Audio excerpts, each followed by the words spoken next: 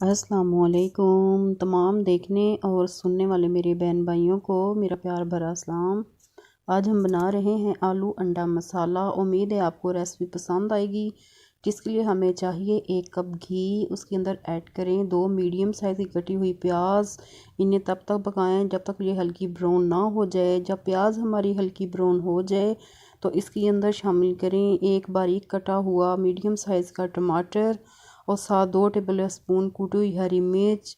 इन्हें अच्छी तरह मिक्स कर लें। इसके साथ आप ऐड करें आधा टीस्पून हल्दी पाउडर, 1 टीस्पून पिसा धनिया, 1 टीस्पून लाल मिर्च और 1 टीस्पून नमक। अच्छी तरह मसाला भून लें। इसके बाद आप 2 मीडियम साइज़ के कटे आलू ऐड करें।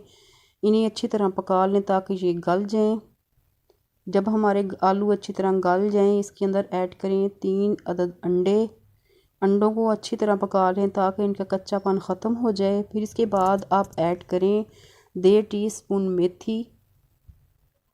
इसके साथ 1 टीस्पून गरम मसाला पाउडर और हरा धनिया कटा हुआ।